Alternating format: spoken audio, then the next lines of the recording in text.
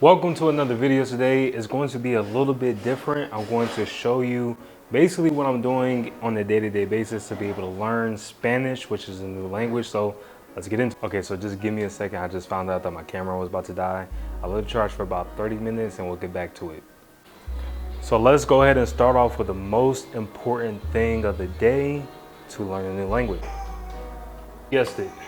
The most important thing in the morning is some Coke Zero. Let's take it down the hatch. Don't worry, I'm the only one who drinks Coke Zeros in the house, so this is basically all mine.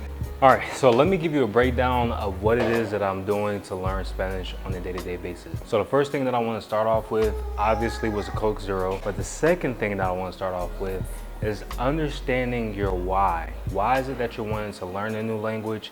Why is it that you're learning Spanish? I created a vision board. I got it saved as a background on my phone. I'm not going to show you, but basically I say by the end of 2024, yo quiero domino, yo quiero domino, yo quiero domino, yo quiero domino español. 1 second. Dominar. Okay, apparently I said it wrong. Yo quiero dominar español. Okay, so that's one of my goals for this year. I feel like for you to start off with learning a language, you have to understand and know why is it that you're doing it. Okay, second thing is you want to have some type of schedule. If it be early in the morning, maybe you have to go into the office. Maybe one of the things that you could do is maybe set out an hour or two in the morning getting ready for work by just, introducing or being a little bit more familiar with the language. Have a schedule. It could be morning, afternoon, or night, whatever works best for you, but have a schedule and be consistent with it. Here's a fourth thing that I'm doing. What I'm primarily doing to learn this language is I read material that's in Spanish. Go ahead and check out that book. I'll leave it in the description for you to check out. But it's basically a book that introduces English speakers to Spanish and shows you how it's a lot of similarities within the language and how you could just take English words, take off maybe a couple letters or substitute it with other letters and it turns it into Spanish. Listen to a lot of content and material. So one of the things that you could do is go on Netflix and look at episodes that's already in Spanish, or just find some of the things that you already like and have it translated into Spanish. And then for the subtitles, just put it in English, or you can put it in your target language, which is Spanish. So you can listen to Spanish and then you can see the subtitles in Spanish too. So you could be doing both of watching and reading the material at the same time. And then for words that you don't know, another thing that I do is there's an app called Reverso Context. You could just download the app, or if you're on your desktop, just go on the site on your desktop, and there you can put in words in Spanish and it gives you the direct translation in English, if there is a direct translation. I'll say listening to music in Spanish is good, but not just listening to it just to listen to it and have it in the background. I'll say actively listen to it. So some of the things that you could do is find a song that you like, or if you don't know any songs in Spanish, just look up artists that are Latin artists and look up how we have it in English. Look up music with the lyrics, like music videos with lyrics. And some of the things that I do is I'll listen to Romeo Santos or Ozuna or whoever, and I'll have lyric video con letras, and there you can see what it is that they're saying. And for the words that you don't know, you can just look it up, see what it says, and then it brings it all together. So that's what I'll be doing today. I'll take you on my day of learning Spanish.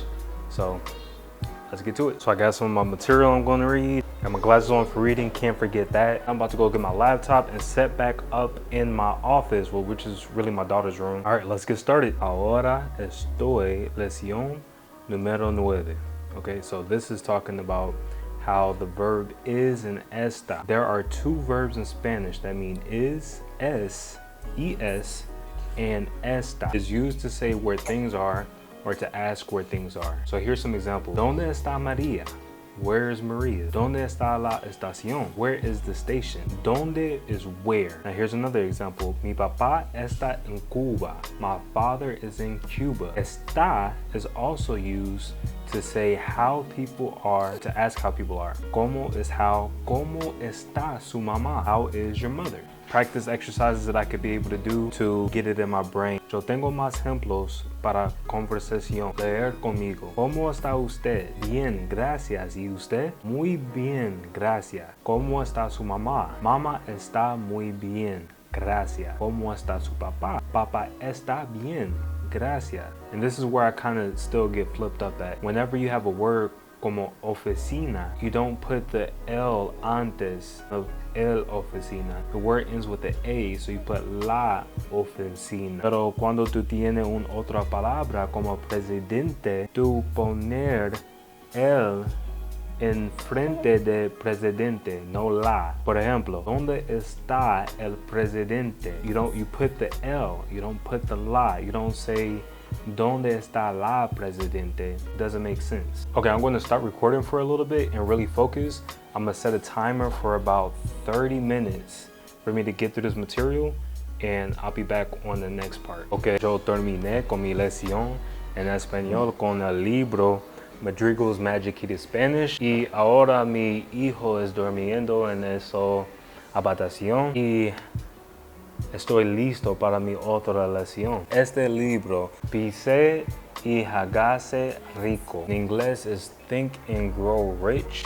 It's by Napoleon Hill. I read this book before in English, pero es mi primera vez leando, I think I'm saying that right, leando este libro en español. Yo siento es muy importante leer libros en español. Tú puedes ganar más palabras en español, más palabras nuevas en español, más verbos por usar de todos los días.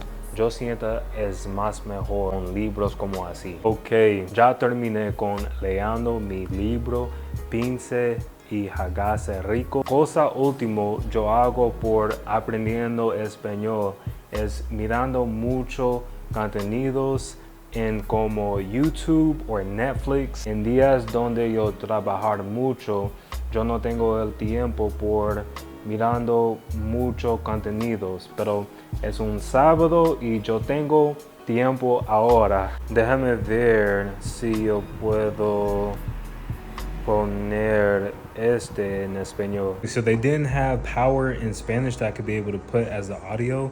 So instead, I went over to Netflix and I'm going to finish watching Love is Blind Mexico right now. Ustedes llegaron a este experimento buscando el verdadero amor. Okay, so that's pretty much what my day looks like learning Spanish.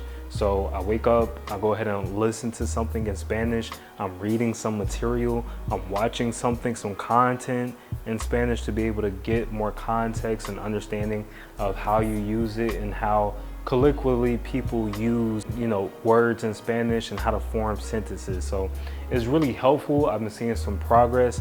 At first, like how I was talking earlier, I wasn't able to even form anything together, but now obviously I still need some more help, but I'm learning how to form sentences and ideas and express myself a little bit better in Spanish, and you can too. So if you like anything that I said, make sure that you like, comment, subscribe, and if you want to see more content like this, leave it down in the comment section, let me know, and I'll catch you on the next video.